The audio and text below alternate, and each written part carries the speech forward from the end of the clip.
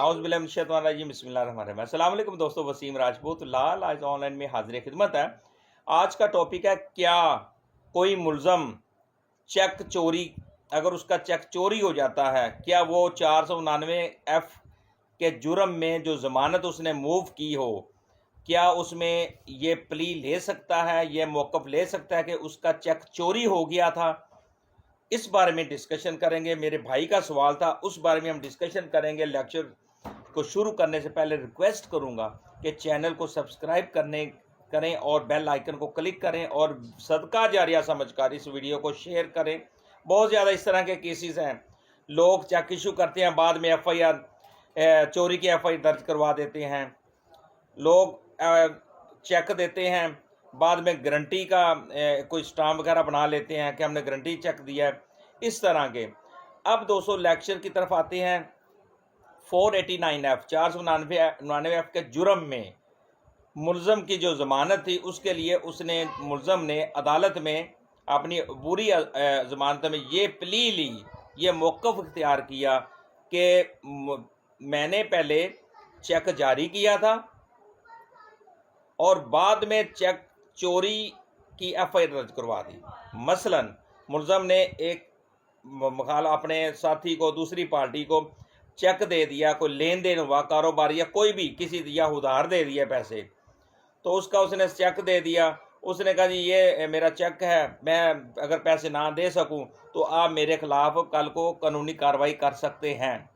अब उसने चेक देने के बाद साथ ही चोरी की FIR कटवा दी कि मेरी चेक बुक चोरी हो गई है, जो कि अभी तक नहीं मिली।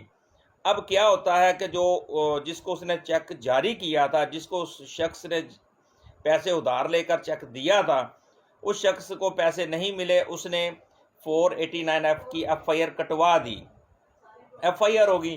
अब इसने ये शख्स जो था, इसने अबूरी ज़मानत मूव की, जो कि उसकी ज़मानत सेशन से, हाई कोर्ट से खारिज हो गई। पहले सेशन से हुई, फिर हाई कोर्ट से। अब वो केस चला गया उसका सुप्रीम कोर्ट में।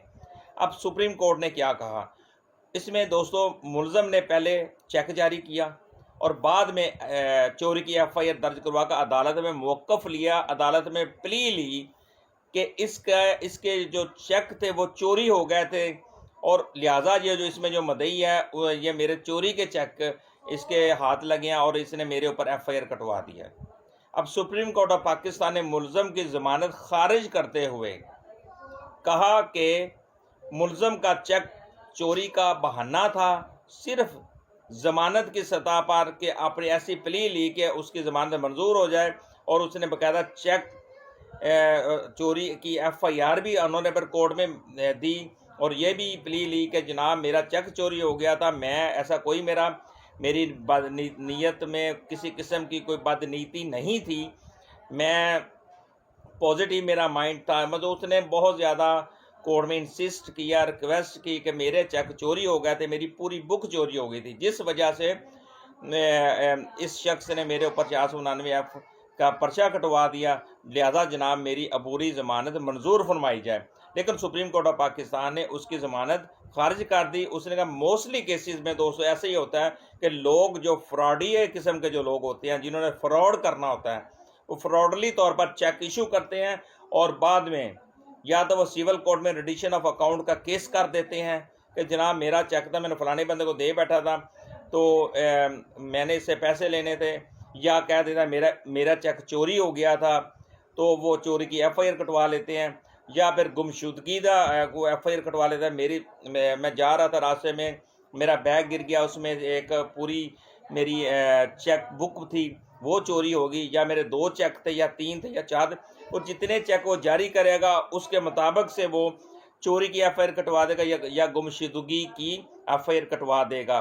तो मोस्टली फिर ये होता है, लोग प्ली लेते हैं, जनाब मैंने गारंटी चेक दिया था, फिर कहते नहीं हमारा कारोबारी चेक था जी, हमारा कारोबारी लेन देन था, फिर वो कहते हैं नहीं जनाब हमारा चेक चोरी हो गया था। तो इस तरह की जो प्ली अदालत में अबूरी ज़मानत में प्ली ली जाती है, मौक़िफ़ लिया जाता है, इसको अदालत ने एक्सेप्ट नहीं किया और उस शख्स के अज़हर परवेज़ बुखारी बनाम सरकार ये केस था और जो कि अदालत ने ज़मानत खारिज कर दी और इसमें जो दोस्तों जजमेंट हाई कोर्ट की जो 2000 सुप्रीम कोर्ट ऑफ पाकिस्तान की 2024 SCMR 1719 और PLJ 2025 supreme court CRC 70 page 70 इसका पेज है।